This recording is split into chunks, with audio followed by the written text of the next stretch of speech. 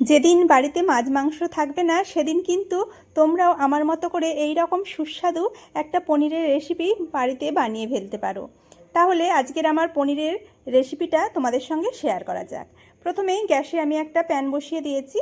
এখন তাতে দিয়ে দিচ্ছি 2 থেকে 3 চামচ সর্ষের তেল। তেলটা গরম হলে দিয়ে দেব 3টে মিডিয়াম সাইজের পেঁয়াজ আমি বড় বড় করে কেটে নিয়েছি। তার সঙ্গে দিয়ে দিচ্ছি কয়েক টুকরো আদা, 10 থেকে 12 কোয়া রসুন আর 2 থেকে 3টে কাঁচা লঙ্কা। এখন সব কিছুকে হালকা করে একটু ভেজে নেব, মোটামুটি ওই একটু ব্রাউন কালার চলে আসা পর্যন্ত। দেখো পেঁয়াজ আদা রসুনগুলো বেশ ভাজা হয়ে গেছে। এখন এগুলোকে আমি কড়া থেকে উঠিয়ে নেব। এরপরে কিছুটা ঠান্ডা করে তারপরে আমি মিক্সিতে দিয়ে ব্লেন্ড করে নেব। পেঁয়াজ আদা রসুন কাঁচা লঙ্কাটা এখন আমি একটা মিক্সিং জারে নিয়ে নিচ্ছি। এর সঙ্গে দিয়ে দেব আমি বেশ কিছুটা ধনেপাতা। কালারটা যেহেতু একটু গ্রিন হবে তাই ধনেপাতাটা একটু বেশি করেই দিতে হবে। এখন সব কিছুকে ব্লেন্ড করে নিতে হবে। এরপরে এখানে নিয়ে নিয়েছি আমি 300 গ্রাম পনির।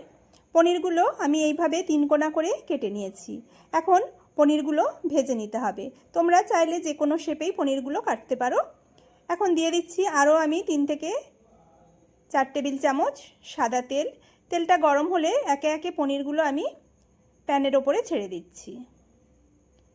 দেখো সমস্ত পনিরগুলোই আমি 2 পিঠ একটু লালচে করে ভেজে তুলে নেব। এক পিঠ ভাজা হলে উল্টে দেব অপর পিঠটা ভেজে নেওয়ার জন্য। দেখো খুব বেশি লাল করব না, মোটামুটি হালকা করে লাল করে আমি এখানে একটু ঈষদুষ্ণ গরম জলের মধ্যে পনিরগুলোকে ডুবিয়ে রাখছি। এতে করে পনিরগুলো বেশ সফট থাকবে। এখন অন্য একটা কড়াতে আমি দিয়ে দিচ্ছি আরও কিছুটা সাদা তেল। এরপরে ফোড়নে দিয়ে দেব হাফ চামচ গোটা জিরে, গোটা গরম মশলা আর একটা তেজপাতা। ফোড়নটা হালকা ভেজে নিয়ে দিয়ে দিচ্ছি এখানে পেস্ট করে রাখা মশলাটা। সমস্ত মশলাটাই আমি এখানে দিয়ে দিচ্ছি। এখন মশলাটাকে বেশ ভালো করে কিছুক্ষণ একটু কষিয়ে নিতে হবে। দেখো কালারটা চেঞ্জ হয়ে আসা পর্যন্ত গ্যাসের ফ্লেমটাকে মিডিয়াম টু লো করে আমি মশলাটাকে খুব ভালো করে কষে নেব।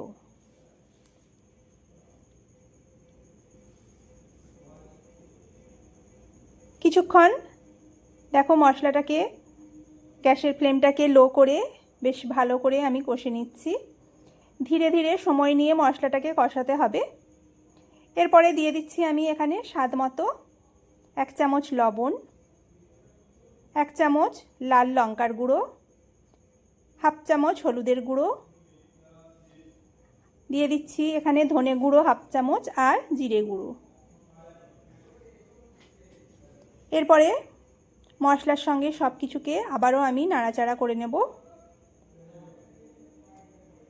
ধীরে ধীরে এই মশলাটা যত ভালো করে কষানো হবে রেসিপিটা খেতে কিন্তু ততটাই টেস্টি হবে।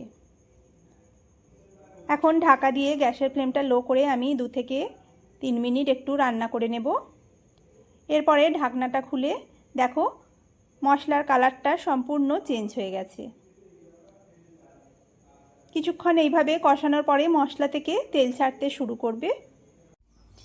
এখন দিয়ে দিচ্ছি 2 থেকে 3 চামচ ফেটিয়ে রাখা টক দই। টক দইটা দেওয়ার সময় গ্যাসের ফ্লেমটা আমি একদমই লো করে রেখেছি, না হলে দইটা কেটে যেতে পারে। এখন আরও কিছুক্ষণ একটু কষে নেওয়ার পরে ঢাকা দিয়ে 2-1 মিনিট রেখে দেব। দেখো এতে করে বেশ ওপরে তেল ছাড়তে শুরু করেছে।